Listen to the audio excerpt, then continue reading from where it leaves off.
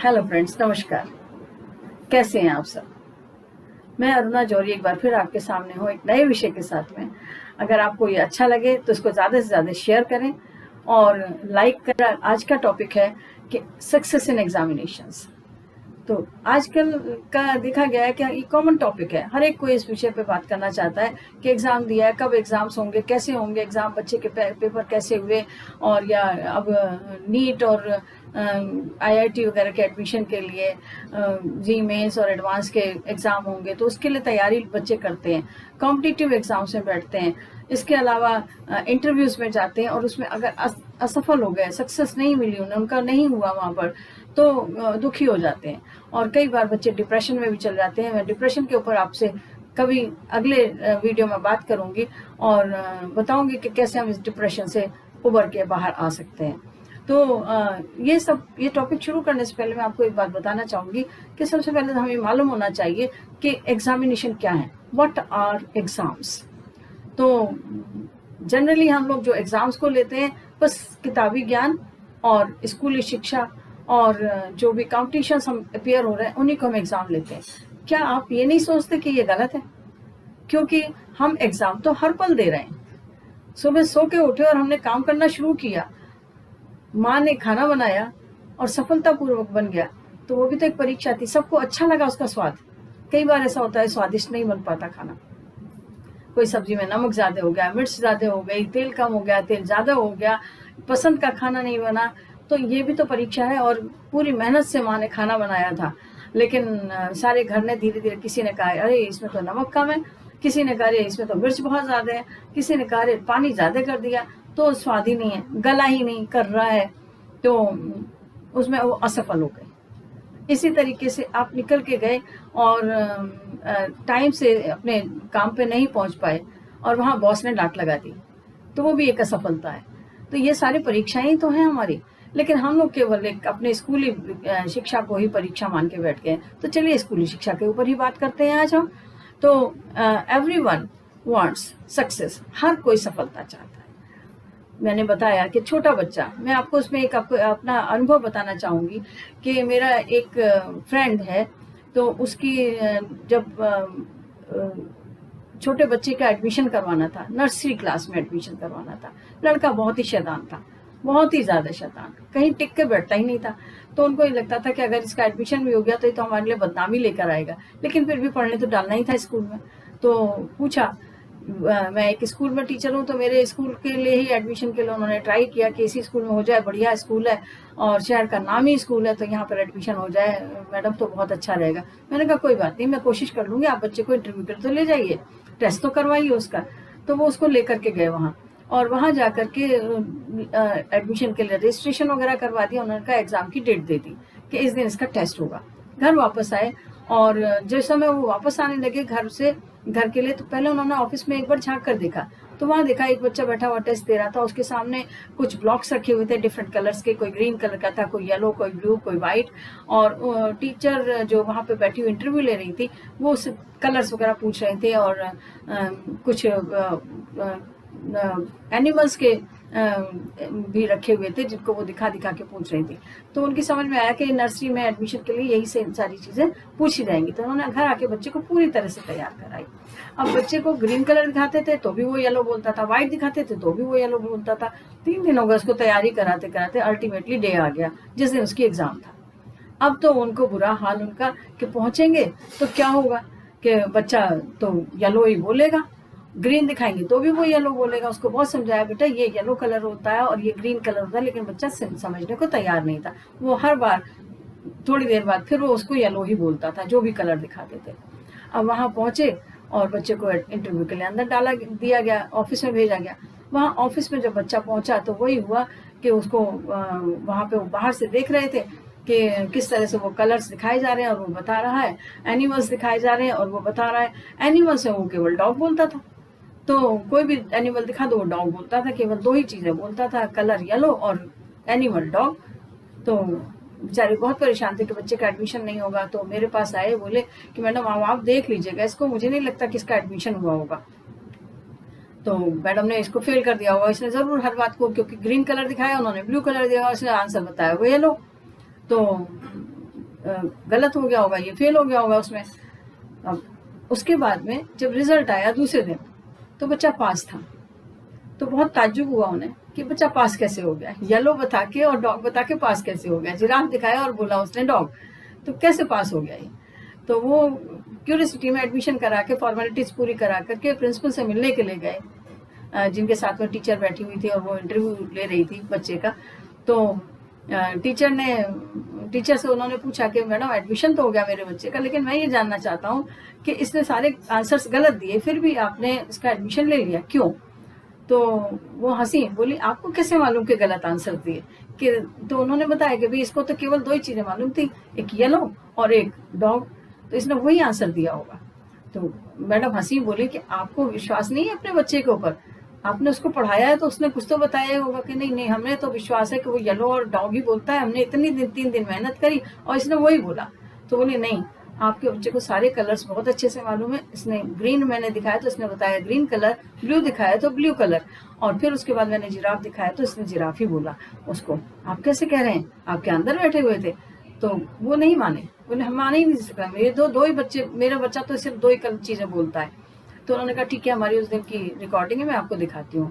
और प्रिंसिपल से परमिशन लेकर रिकॉर्डिंग दिखाई गई और बच्चा को सुना, उन्होंने बिल्कुल ठीक बोल रहा था। यानी बच्चा जो था वो समझ गया था, और उसको परीक्षा के नाम पे उसको जबरदस्ती उस पर प्रेशर डाल रहे थे पेरेंट्स, इसलिए वो वही कलर बोल रहा था जो वो हमेशा बोलता रहा था, इसीलिए वो वही एनिमल बोल रहा था जो बोलता रहा था। यानी कई बार बच्चा जो है वो एक बार में समझ लेता है और हम उसके पीछे पड़े रहते हैं कि पढ़ ले नहीं तो फेल हो जाएगा और तुझे अच्छी नौकरी नहीं मिलेगी, तो अगली क्लास में नहीं जा पाएगा। तो हमें उस बात का भी ध्यान रखना चाहिए। तो एक मुख्य कारण जो है परीक्षा में सफल होने के लिए कि बच्चे को उसकी कैपेसिटी मालूम होती है, उसको ज्यादा पीछे ना पड़े बार बार के नहीं पढ़ ले और कर ले काम।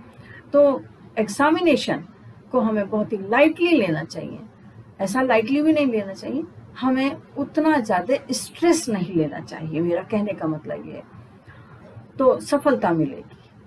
और हमको अपना, जब सफलता के लिए हम बात कर रहे हैं तो हमें अपने आप को अपना जजमेंट पहले करना चाहिए। अभी अभी रिजल्ट्स आए हैं 10th और 12th के, तो कई बच्चे थे 10th के एग्जाम में रिजल्ट आने के बाद में रो रहे थे, उनके 92% मार्क्स थे, तो भी रो रहे थे, परेशान हो रहे थे कि हमारे नंबर कम रह गए।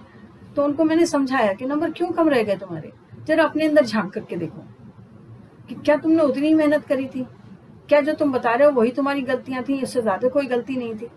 और किसी को बताने की जरूरत नहीं है, खुद समझो और फिर संतुष्ट हो, और जो मिला है उसमें संतुष्ट होना सीखो। आपके बाकी तो 92% मार्क्स आए ना, ऐसा तो नहीं कि बिल्कुल ही कम रह गए हो कि 30% 33% रह गए। आप अपनी परीक्षाओं को चेक करो पुरानी को, क्या पुरानी परीक्षाओं में जो आपके परसेंटेज आ रहे थे उतने ही परसेंटेज हैं या उससे ज्यादा हैं या उससे कम है। अगर उससे कम है तो दुखी होने वाली बात बनती है, इसका मतलब आपने उतनी मेहनत नहीं की। क्योंकि अब ना तो रोने से आपके नंबर बढ़ सकते हैं और ना ही दुखी होने से नंबर बढ़ सकते हैं। नंबर केवल बढ़ सकते हैं कि आप पुरानी चीजों को याद करें और उससे अपनी गलतियों को सुधार करके भविष्य में वो गलतियां ना करें। तो भविष्य की गलतियों को सुधारने के लिए आप वर्तमान को सुधारें। यानी वर्तमान को सुधारने के लिए आपको क्या करना है कि जो मिथ है कि एग्जाम में फेल हो गया बच्चा तो कभी सक्सेसफुल नहीं होगा। अभी मेरी एक मुलाकात हुई एक IAS ऑफिसर से, बहुत ही सक्सेसफुल IAS ऑफिसर है और कई जगह के DM रह चुके थे वो। उसके बाद में वो इनकम टैक्स डिपार्टमेंट में कमिश्नर की पोस्ट पे उनका अपॉइंटमेंट हुआ और कमिश्नर है वो आजकल एक बहुत ही बड़े शहर स्टेट में, और बहुत ही सक्सेसफुल कमिश्नर है, इनकम टैक्स कमिश्नर। तो वो बताने लगे कि मैं तो कभी मेरे 60% 62% से नंबर ज़्यादा ही नहीं आए और मैं दुखी होता रहता था, मेरे पेरेंट्स दुखी होते थे। लेकिन मैंने एक चीज़ सीखी, एक किताब पढ़ी जिसमें कि उसमें लिखा हुआ था कि जो आए उसमें खुश होना और संतुष्ट होना सीखो तो आप हमेशा सफल होते जाओगे। भगवान को धन्यवाद दो, जो कुछ भी मिल रहा है उस पर धन्यवाद दो और अपने ऊपर विश्वास को कभी भी कम ना होने दो, तो आप हमेशा सफल होगे। और मैं सफल होता चला गया और आज मैं IAS ऑफिसर हूँ और बहुत सक्सेसफुल IAS ऑफिसर हूँ। तो कोई भी जो ये मिथ है कि नंबर कम आए तो हमको आगे सफलता नहीं मिलेगी। 10th के नंबर कम आए, 12th के नंबर कम आए, उससे कोई फर्क नहीं पड़ता। आप आगे अपने फ्यूचर के नंबर को सुधारने के लिए काम करें तो सफलता मिलेगी। बी कॉन्फिडेंट, इसके लिए कुछ मंत्र हैं जिनको कि आपको फॉलो करना है। वो जो है, एक तो बी कॉन्फिडेंट, जो भी आप अपना काम करने जाएं उसके लिए कॉन्फिडेंट रहें। दूसरी चीज, बिलीव इन योरसेल्फ, अपने आप पे विश्वास करें, believe in God and believe in your elders, in your teachers, in your seniors. Be disciplined. जो काम शुरू किया है उसको पूरे डिसिप्लिन के साथ करें। डिसिप्लिन बहुत जल्दी टूट जाता है तो उसको तोड़ना नहीं है। Be regular. अगर आपने एक डिसिप्लिन में आपने अपना एक टाइम टेबल सेट किया है कि सुबह 10 बजे से 12 बजे तक पढ़ाई करनी है, सुबह 7 बजे से 8 बजे तक करनी है, रात को 9 से 12 बजे तक करनी है, जो भी टाइम आपने सेट किया है उस टाइम के लिए आप डिसिप्लिन रहें, तो उसी को फॉलो करें, उसमें चेंज नहीं करें। उसके बाद में फोकस्ड रहें। अगर आप मैथ्स करने बैठे तो मैथ्स करें, साइंस करने बैठे तो साइंस पे फोकस्ड रहें, जो भी काम कर रहे हैं उस पर फोकस्ड रहें। मैंने ऑलरेडी इस बारे में एक वीडियो बनाया फोकस के ऊपर, तो आप फोकस्ड रहें अपने काम के ऊपर, जो भी आप कर रहे हैं। चाहे वो 4 लाइन आप पढ़ रहे हैं, उस 4 लाइन में भी फोकस होना चाहिए आपका पूरा पूरा। और हार्ड वर्क, यानी अगर आप 2 घंटे बैठे हैं पढ़ने के लिए तो अपने माइंड को डिस्टर्ब ना होने दें और पूरा हार्ड वर्क फुल कंसंट्रेशन के साथ में करें, तो आपको सफलता जरूर मिलेगी। इसके बाद में एक और चीज आती है कि प्लानिंग। हमने बिना प्लानिंग के पढ़ना शुरू कर दिया। आज मैंने मैथ्स उठा लिया, कल मैंने साइंस उठा लिया, कल मैंने चैप्टर नंबर 5 पढ़ा, आज मैंने चैप्टर नंबर 1 पढ़ा। कोई प्लानिंग नहीं है। सारे में बुक्स बिखरी पड़ी हैं, नोटबुक्स बिखरी पड़ी हैं, पेन पेपर इधर उधर बिखरे पड़े। वेल सेट होना चाहिए आपका। जहाँ पढ़ने की जगह साफ सुथरी होनी चाहिए। हम लोग तो हमारे यहाँ हिंदू माइथोलॉजी में कहते हैं कि विद्या देवी है, तो विद्या देवी की हम सम्मान करेंगे तभी तो वो हमारे पास आएंगी, और हम उनको इंसल्ट करेंगे, उनकी केयर नहीं करेंगे तो वो हमारे पास कहाँ से आ जाएंगे। तो इसलिए जहाँ भी पढ़ने की जगह उसको बिल्कुल साफ सुथरा रखिए, किताबों को पूरी तरह से सेट करके रखिए, नोटबुक्स को सेट करके रखिए। जिस बुक को पढ़ रहे हैं वो ऊपर रखिए, जिस नोटबुक को पढ़ रहे हैं में लिख रहे हैं, नोट कर रहे हैं, उसको एक जगह रखिए। पेन हमेशा बंद करके रखिए। ये चीजें छोटी छोटी हैं जिनको कि आपको ध्यान रखना है, और फिर आप देखिए कि आपको सफलता मिलती है कि नहीं। उसके बाद में फॉलो द प्लानिंग। जो आपने प्लानिंग की है कि आज मुझे चैप्टर नंबर 6 के 5 क्वेश्चंस तैयार करने हैं, आज मुझे चैप्टर नंबर 6 के 2 पेज पूरे तैयार करने हैं, तो उस प्लानिंग को फॉलो करिए। यानी आप प्लानिंग को लिख करके डाल रखिए अपने पास में और उसको फॉलो करिए। तो आप जब उसको फॉलो करेंगे तो आपका मन उस पर लगेगा, कंसंट्रेशन होगा, आपका फोकस होगा उसके ऊपर, और आपको वो चीज अच्छे से याद होगी, तैयारी होगी।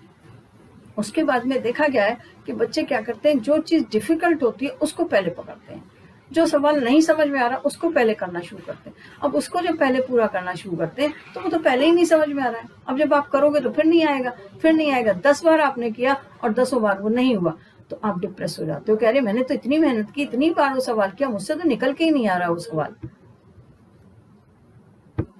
तो जब मेरे से सवाल निकल के नहीं आ रहा तो मैं सवाल को किस तरह से पूरा करूंगा, कैसे मेरा ये काम पूरा होगा। तो बहुत ज्यादा दुखी हो जाते हैं और उनका काम नहीं हो पाता है। इसलिए एक आसान तरीका है, सबसे आसान प्रश्न को, जैसे आपको अगर 5 का टेबल आसान लगता है तो 5 का टेबल पहले याद करो। अगर आपको कोई छोटे सवाल है जो न्यूमेरिकल्स वगैरह होते हैं, छोटे होते हैं, ऑब्जेक्टिव क्वेश्चंस होते हैं जो जल्दी हो जाते हैं, उनको पहले तैयार करिए। और इसके लिए भी एक काम कर सकते हैं, जो एग्जाम्पल्स दिए हुए हैं उन एग्जाम्पल्स को 5 बार 10 बार करिए। उससे आपके अंदर सेल्फ कॉन्फिडेंस डेवलप होगा कि अरे मेरे को तो बहुत आसानी से आता है, मैं तो बहुत जल्दी कर लेता हूँ, अरे ये हो गया, निकल आया। फिर उससे रिलेटेड सम्स को निकालिए, उससे रिलेटेड क्वेश्चन आंसर्स याद करते टाइम सबसे छोटे 1 वर्ड आंसर्स को पहले याद करिए। फिल इन द ब्लैंक्स वाले आंसर्स जो हैं, शॉर्ट आंसर्स जो हैं, उनको पहले याद करिए। 2-3 लाइन वाले 20 वर्ड्स वाले आंसर्स को पहले याद करिए। ऑब्जेक्टिव क्वेश्चंस को पहले याद करिए। जो सबसे आसान लगता है उसको पहले करिए तैयार। लेकिन उसमें एक चीज का ध्यान रखना है, जो सब्जेक्ट आपको सबसे ज्यादा कठिन लगता है उस सब्जेक्ट को सबसे ज्यादा पीछे पड़ जाइए। एक बार एक लड़का जा रहा था रास्ते से और वहीं एक कुत्ता खड़ा हुआ था, वो उसके पीछे भागने लगा, भौंकता हुआ भागने लगा। तो डर के मारे वो लड़का भी भागने लगा। भागते भागते भागते भागते बहुत देर हो गई और उसको कुछ एहसास हुआ कि पीछे कुत्ता नहीं है। तो उसने पीछे मुड़ के देखा, कुत्ता था ही नहीं। अब जब कुत्ता वहां नहीं था तो गया कहाँ, शायद कहीं रुक गया होगा। तो धीरे से आराम से चलने देखा तो लगा, तो देखा कुत्ता आगे आगे भाग रहा था और वो पीछे पीछे भाग रहा था। यानी पता नहीं लगा उसको भागते हुए कि कुत्ता कब आगे निकल गया और वो कब पीछे रह गया। तो इसका मतलब क्या, वो लगातार भागता रहा, इसीलिए वो जीत गया था। अगर आप भी लगातार अपने कठिन शब्द प्रश्न की तरफ, कठिन सब्जेक्ट की तरफ लगातार उसके पीछे पड़ जाएंगे, देखें कब तक वो उसमें आपको सफलता नहीं मिलती। आप 100% उसमें सफल होंगे। आसान से कठिन की तरफ जाएं और कठिन सब्जेक्ट को सबसे पहले उठा के उसकी तैयारी करें। इजी टू डिफिकल्ट अगर आप जाएंगे तो आपको कॉन्फिडेंस बढ़ेगा, आपको अपने ऊपर विश्वास बढ़ेगा, आप ज्यादा सफल हो पाएंगे और जल्दी सफल हो पाएंगे। चूज किस चीज में आपको इंटरेस्ट है। सबसे पहले तो ये देखना पड़ेगा, क्या मैथ्स में आपको इंटरेस्ट है या आप किसी के कहने से उस मैथ्स सब्जेक्ट को पढ़ रहे हैं। कोई भी सब्जेक्ट में जिसमें कि आपको ज्यादा विश्वास है, ज्यादा अच्छा लगता है, पहले अपनी चॉइस को फाइंड आउट करिए। किस चीज को करने में सबसे ज्यादा आनंद आता है, सबसे खुशी मिलती है आपको, उस सब्जेक्ट को उठाइए। तो अगर मैं इसको इन नटशेल आपको बताऊं तो आपको क्या क्या करना है। सबसे पहली चीज तो ये कि अपने पुराने मिथ्स को छोड़ दीजिए कि अगर हम फेल हो गए तो हमारा आगे जीवन खत्म हो गया। मिथ्स को छोड़ना पड़ेगा। फेल हो गए, जिंदगी थोड़ी खत्म हो गई है, दोबारा मेहनत करिए। छोटी छोटी फेलियर्स को इग्नोर करना सीखिए।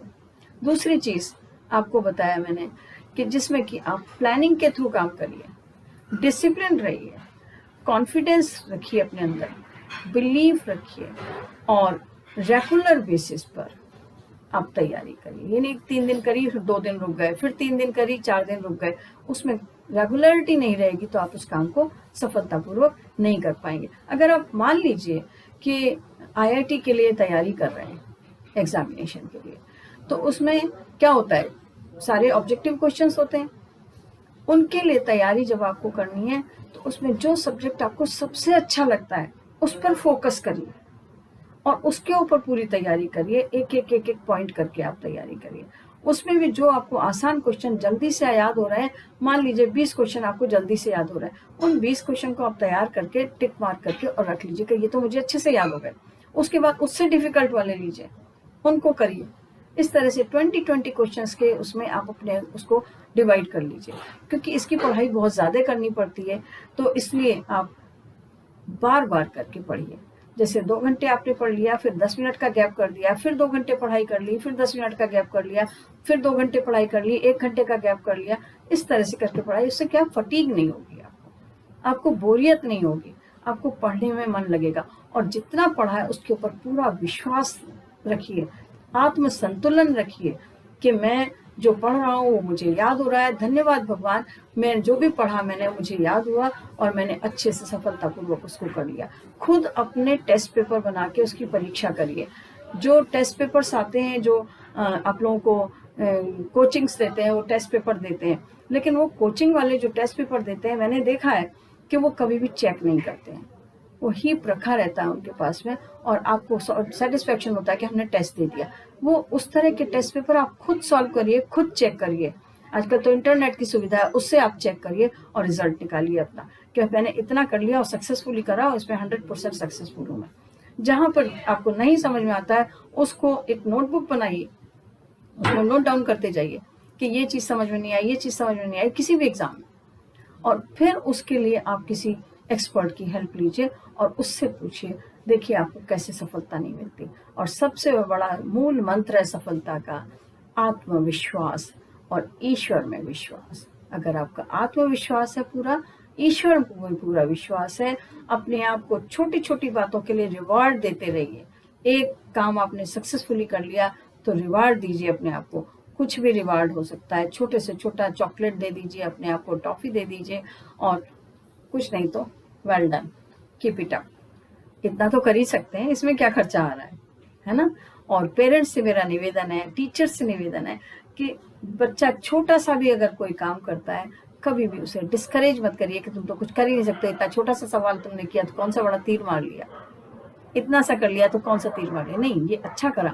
अभी भी जो रिजल्ट्स आए हैं उसमें बच्चों के जिनके नंबर कम आए, उनके पेरेंट्स उनको डांट रहे हैं, इतने कम नंबर आए, हम तो कहते थे पढ़ लो, नहीं तो फेल हो जाओगे, नंबर कम आएंगे तुम्हारे, देखा नंबर कम आए, तुमने पढ़ाई नहीं करी थी। उसको कहना चाहिए कि बेटा कोई बात नहीं, जो नंबर आए बहुत अच्छे आए, तुमने जितनी मेहनत की, जिन परिस्थितियों में मेहनत की, बहुत अच्छा किया। अभी अगले एग्जाम में और अच्छे से तैयारी करना, अगली बार के लिए और अच्छे से तैयारी करना। उसको एनकरेज करें उस बात के लिए बच्चे को कि तुमने जो किया बहुत अच्छा किया, और हम तो इतना भी नहीं कर पाए। अपने आप को चेक करें बच्चे को डांटने से पहले कि उसने इतना किया था तो आपने कितना किया था। हमसे बच्चे बहुत अच्छा करते हैं, इसलिए उनको मोटिवेट करिए, उनको आगे बढ़ने में मदद करिए, क्योंकि जो टीचर्स हैं, पेरेंट्स हैं, बड़े लोग हैं, वही बच्चों को आगे, इस नई जनरेशन को आगे बढ़ने में मदद कर सकते हैं और बहुत सारी बीमारियों, बहुत सारी परेशानियों से उनको बचा सकते हैं। तो डिप्रेशन के बारे में मैं बात करूंगी अपने अगले वीडियो में। मिलेंगे फिर। नमस्कार।